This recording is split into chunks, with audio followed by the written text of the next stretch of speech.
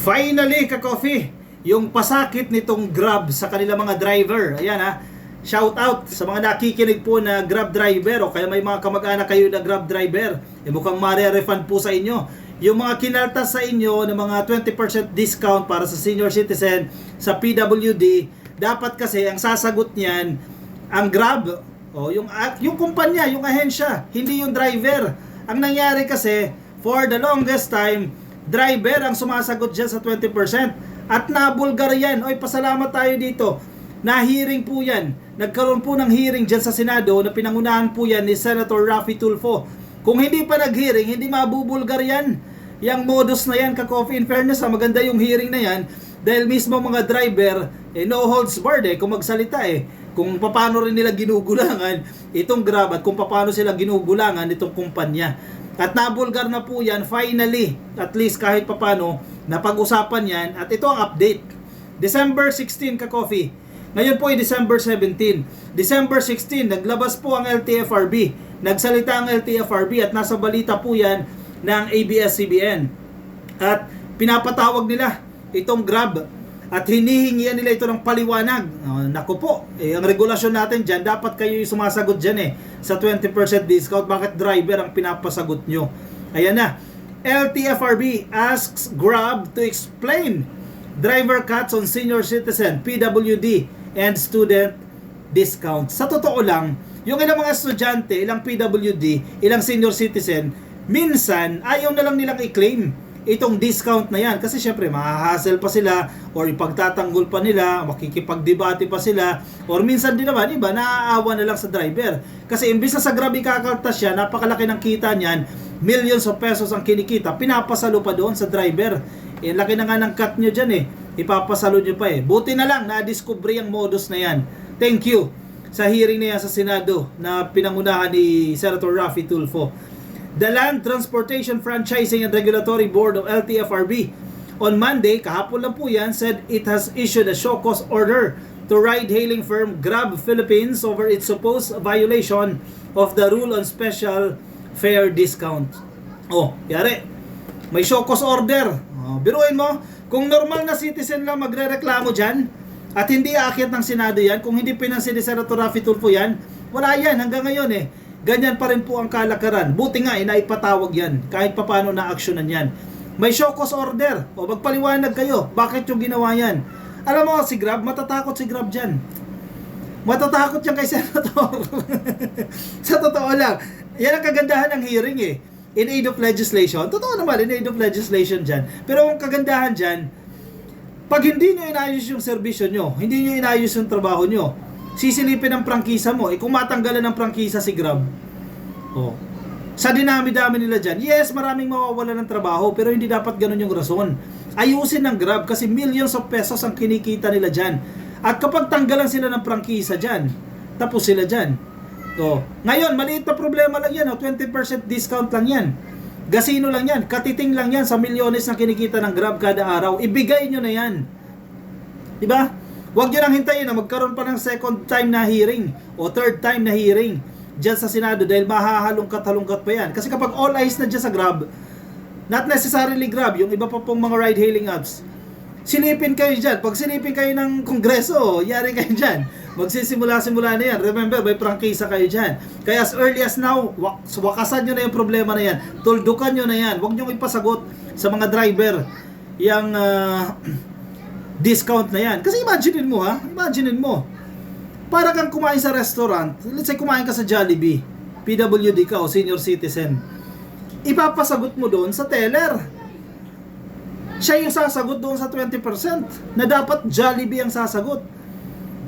Sa Grab yan hinahalimbawa lang natin. Ang Jollibee, maganda ang serbisyo ng Jollibee. Kapag nag-order ka dyan, automatic discount dyan. Actually, parang hindi na nga nila dinidivide kung ilan yung customers as compared sa ibang mga restaurants na dinidivide pa nila kung ilan ang customer. Ang problema ito, Grab ang problema. Masyadong gahaman Diba? Mag-share naman kayo ng kita ninyo. Nakikinabang kayo, kumikita kayo sa driver ninyo, maging patas din kayo sa mga driver. During a Senate hearing last week, Senator Raffy Tulfo criticized Grab for making drivers shoulder the cost of the government mandated 20% discount for senior citizen, persons with disabilities, at sa mga estudyante. O yan, may mga nakikinig sa atin, maraming senior citizen nakikinig sa atin, may mga PWD din, may mga estudyante. O, nakapag-avail na ba kayo nito 20%? Or baka hindi na? Dahil ayaw nyo na lang din iawas yan sa mga driver, di ba? O sige, comment your opinion ka coffee dyan sa ating comment section. That supposedly on top of the 20 to 30% commission rate the TNVS firm deducts from its drivers' earning. Biruin mo, ho? Ang laki ng kinikita nila, 20 to 30% ang deduction. Halimbawa, sige, normal range. Sige, 3,000. Ang isang driver lang, ha? Isang driver, kumita ng 3,000 a day. O, 30%, 900, mapupunta sa kumpanya, mapupunta sa Grab. Kaya yung iba, hindi na dinadaan sa Grab, eh. Diba? Naghahabal style na lang yan, eh. Kasi total, sabi pa ng isang resource person doon, total, ginugulangan nyo kami, gugulangan din namin kayo. Which is, hindi rin naman tamang practice yan. Diba? Isang driver, halimbawa ka isang driver, kumikita ng 3,000 sa isang araw. 900 mapupunta sa Grab. Ilang libo ang driver ng Grab dito sa Pilipinas? Dito lang sa Metro Manila. Diba? Check na natin. Tiba-tiba sila dyan. Ilan bang driver yan?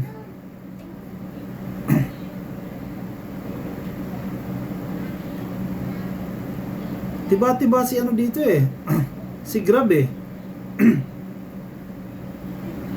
Well, let's assume. Let's say, moderate estimate. Let's say 30,000. Oh, may 30,000 na Grab driver. Times 30 natin tong 900 a day. Times 30,000. Oh. Marami ba yung 30,000? O, 27 million a day. Kita. O sige, baka masyado maraming 30. O, 900 times, sabihin lang natin. O sige, 20,000 lang. O, baka masyado maraming 20,000, 15,000 lang. Hindi ko makita yung exact number eh.